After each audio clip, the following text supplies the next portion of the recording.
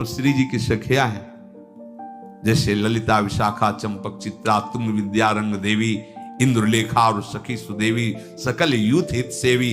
ऐसे ही चराचर की जितनी शरीर में भावना हम पवित्र कर पाएंगे उतने दोष हमारा नष्ट हो जाएगा। ये जितनी स्त्री शरीरधारी, ये सब मेरी प्यारी जी की लाडली सहचरिया है, इनके चरणों में प्रणाम। बस जो चाहे आपन कल्याणा, सुजस सुमत सुगत शुभ नाना, सो परनार लीलार गोसाई, तजौ चौथ के चंद की नाई। विरक्त उपासक को माताओं बहनों से आंख मिलाकर कभी बात नहीं करनी चाहिए। उनके मुख की तरफ, उनके चरणों की तरफ देखो, चाहे बच्ची हो, चाहे यौवन अवस्था, चाहे वृद्धावस्था की हो। विरक्त साधक को कभी एकांत में माताओं बहनों से संभाषण नहीं करना चाहिए। बीच में किसी को डाल और दूसरा साधक हो, खड़ा हो जाए, नहीं बाहर निकलो, बाहर अगर बात ही करनी तो मैदान में करो खड़े होकर के। और क्या बात करनी है, हम भगवत प्राप्ति के मार्ग में चले, हमें क्या बात करनी है, बहुत सावधान रहना चाहिए। गृहस्थ धर्म के उपासक को यदि ब्याह हो गया है तो अपनी पत्नी से वो भी धर्मानुकूल, पशुवत व्यवहार नहीं, और पर स्त्री की तरफ तो दृष्टि ही ना करे भोग वृत्ति की। अगर की तो सारे सुकृत नष्ट हो जाएंगे, चाहे वो स्त्री शरीर चाहे वो पुरुष शरीर हो। इसीलिए पर नारी पर पुरुष त्याग कर। पर ये सत्संग जिनके कानों में नहीं पहुंचता है, शास्त्र स्वाध्याय नहीं करते हैं, वो इसे मनोरंजन समझने लगे, इसे धर्म नहीं समझते, वो इसे मनोरंजन समझ। क्या इसमें बिगड़ जाता है? जो शास्त्र हैं उनका स्वाध्याय कभी करते नहीं।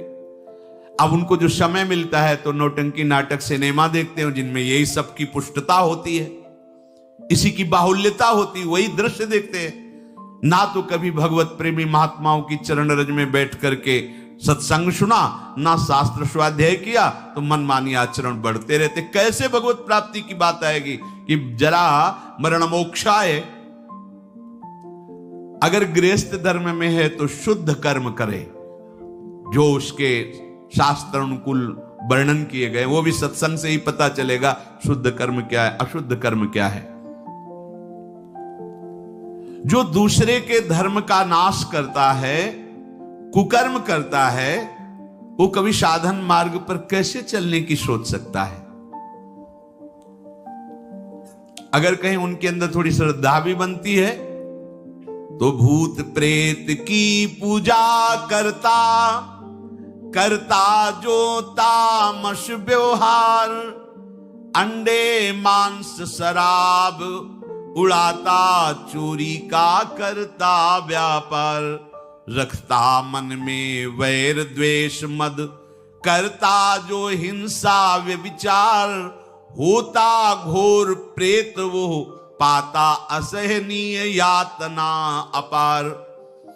जरा मरण मोक्षाय नहीं, वो प्रेत बनेगा। प्रेत योनि किसको प्राप्त होती है? तो बोले जो भूत प्रेतों की पूजा करते हैं, जो अंडा मांस शराब ये सब खाते पीते हैं, दूसरे के धन को जो चोरी करते हैं, मन में वैर द्वेष अहंकार रख करके जो हिंसा करते हैं, और पर स्त्री से जो व्यभिचार करते हैं, वो घोर प्रेत योनि को प्राप्त होता है। इसका प्रमाण धुंधकारी है, पढ़ के भागवत में देख लेना, प्रेत योनि को प्राप्त होता है। ऐसे प्रेत स्वभाव वाले कैसे जरा मरण मोक्षाय के मार्ग का अवलंबन लेंगे? इसलिए तामस वस्तु नशीली, जूठन से रखो परहेज विराग, माता पिता देवता गुरु का, गुरुजन का न करो अपमान, सुख पहुंचाओ सबको संतत, मन में रख श्रद्धा सम्मान। कोई भी नशा भगवत प्राप्ति के मार्ग में चलने वाले उपासक को नहीं करना चाहिए। बैठा लो। आजकल ये भी बहुत सूक्ष्मता से साधन मार्ग वालों को गिराने के लिए प्रवेश कर गया है कि थोड़ी सी भांग खा लो, बस भगवदानंद में डूब जाओगे, या एक दो चिलम फूंक लो, या अमुक अमुक अमुक। हम प्रणाम करते हैं, जो ऐसा करते हैं सिद्ध महापुरुष होंगे, उनको हम प्रणाम करते हैं, पर अपने कच्चे साधकों के लिए या भगवत प्राप्ति के लक्ष्य वालों के लिए हमें कहीं शास्त्र में आज तक नहीं लिखा, नहीं ऐसा नहीं मिला। कुछ लोग उदाहरण देते हैं कि भगवान शंकर भी भांग खाते हैं।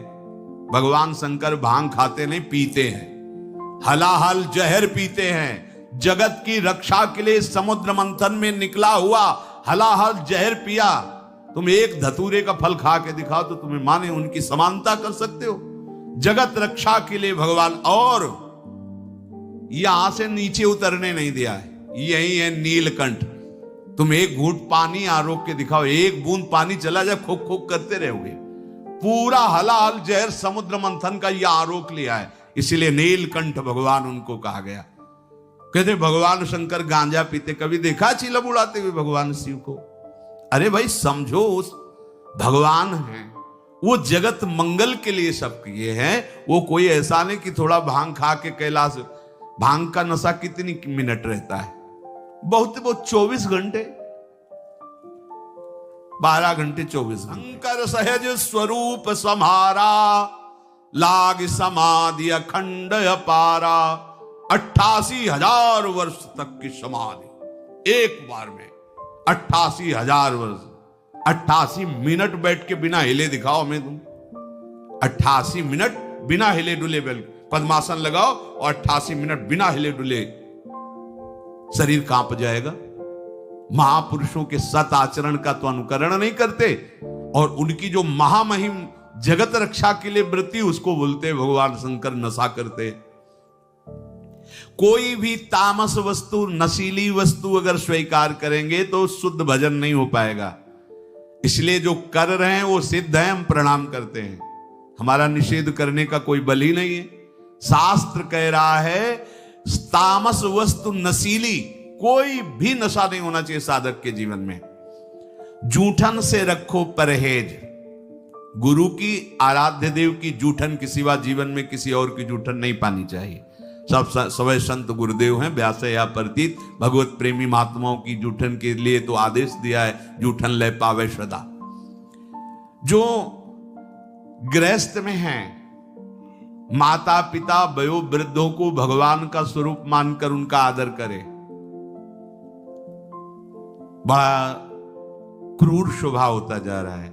नवयुवक जन है, अपने वृद्ध माता पिता को कटु वचन बोलते हैं, यहां तक कि उनके ऊपर हाथ भी छोड़ देते, मारने पीटने तक पर। सोचो तुम्हारी गति क्या होगी। जो भगवत स्वरूप माता पिता, जिनकी चरण आराधना करने पर भगवान की प्राप्ति हो जाती। पुंडरीक जी ने अपने माता पिता की आराधना की तो भगवान विठ्ठल उनको दर्शन देने बिना चाहे आ गए। ऐसे पूज्यवर जो हमारे गुरुजन हैं, माता पिता, यदि हम उनका